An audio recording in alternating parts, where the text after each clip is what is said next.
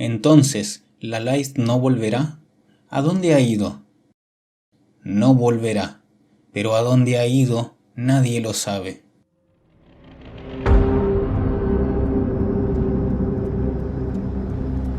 Los hijos de Húrin, enfrentando al destino. ¿Qué es el destino? Esta fue la primera pregunta de Túrin, hijo de Húrin, tras la muerte de su pequeña hermana Urwen. Si los elfos persistían por la eternidad, ¿por qué los hombres en cambio habían de morir? El joven Túrin, ajeno todavía a las desgracias que le aguardaban en su futuro, se preguntaba si la muerte era tal vez una maldición. El pasado de los hombres estaba sumido en la noche, no solo una noche metafórica, considerando los pocos relatos que habían sobrevivido hasta entonces, sino una real, una que los había alejado del este. Ahora, las montañas se interponían entre los hombres de Beleriand y su pasado. Tal como Sador le explicó a Túrin, puede que huyéramos del temor a la oscuridad solo para hallarla aquí delante de nosotros. Esta era la gran paradoja, huir del destino que alcanzaba a todos los hombres por igual, para darse cuenta de que en verdad solo se había estado corriendo hacia él. Tú que desfiguras la Tierra Media, querría verme contigo cara a cara. Con estas palabras, Húrin lloró la pérdida de su hija y selló la desgracia de su hijo, pues tras ser apresado por el gran señor oscuro, este maldijo a todo su linaje, condenándolo a ser testigo de la tragedia que caería sobre ellos.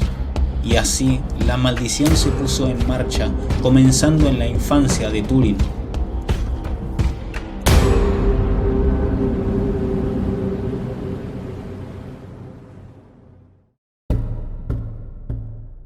Primera parte. Presagios de una maldición.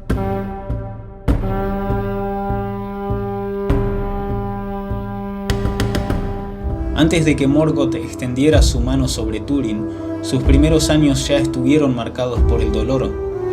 Fueron dos los hechos que presagiaron la amargura que debería afrontar el resto de sus días. El primero de ellos, el cruel destino de su pequeña hermana. La belleza y alegría de Urwen le valieron el nombre de Lalaith, que quiere decir risa, pero al igual que la risa misma, la vida de Urwen fue breve, y con su muerte la alegría e inocencia de Túrin se fueron también. Años después, esta pérdida se completó tras la captura de Húrin, cuando Morwen lo envió a Doriath, pero sin poder unírsele en el viaje. Y así, la infancia de Túrin terminó aún antes de concluir su niñez.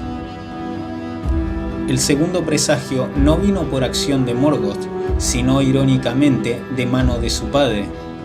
En la mañana del cumpleaños de Túrin, él recibió un cuchillo élfico por parte de Húrin, una hoja amarga capaz de cortarte una mano como de atacar a tus enemigos, así como también unas palabras que cobrarían nuevo significado en los años siguientes.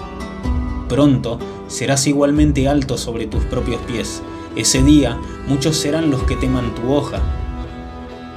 Una vida dominada por la espada. Ese era el futuro que Húrin vaticinaba para su hijo.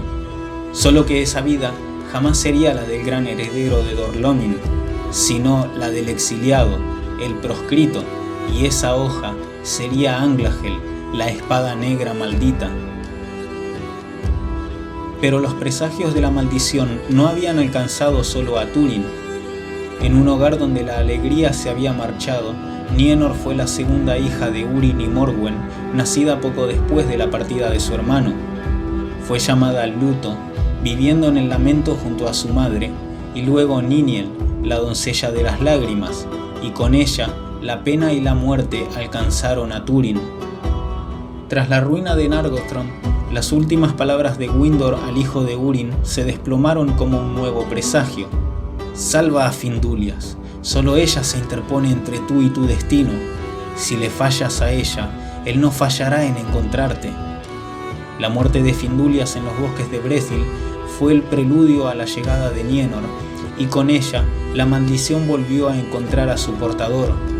Y aunque éste habría logrado escapar de la esclavitud de Morgoth en su infancia, Túrin se había convertido en un esclavo de su propio destino.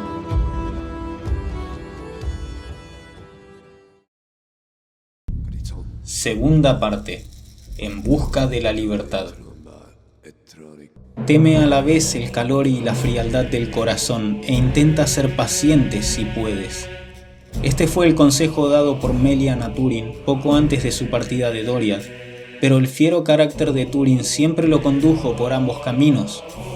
Por un lado, el de la pasión con la que deseaba desatar su venganza sobre Morgoth, y por el otro, el orgullo que lo llevó a no escuchar consejo de nadie más que de sí mismo. Desde su exilio de Doriath, su fiereza lo guió por la senda de la espada que su padre había presagiado en su infancia. Y si bien muchos enemigos temieron su hoja, fueron más los aliados los que sufrieron las consecuencias. El rechazo del perdón del rey Thingol lo condujo a Amon-Rûd, lo que con el tiempo desembocó en la muerte de Beleg. Al no escuchar la advertencia de Ulmo, llevó la destrucción a Nargothrond, e irónicamente las únicas palabras a las que puso atención fueron las mentiras de Glaurung. El engaño del dragón desembocó en la muerte de Findulias y el hechizo de Nienor. Y por fin, cuando Túrin decidió enfrentar a la bestia, rompiendo la promesa hecha a su hermana de no regresar a la batalla, esto condujo al trágico final de Nienor. Pero incluso con la sombra pendiendo sobre él, Túrin siempre eligió vagar en libertad y forjar su propio camino. Quizás fuera un esclavo de su maldición, pero el ardor de su corazón no le permitió doblegarse, y fue así como Turambar nació.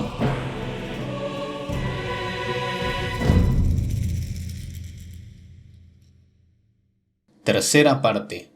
Amo del destino.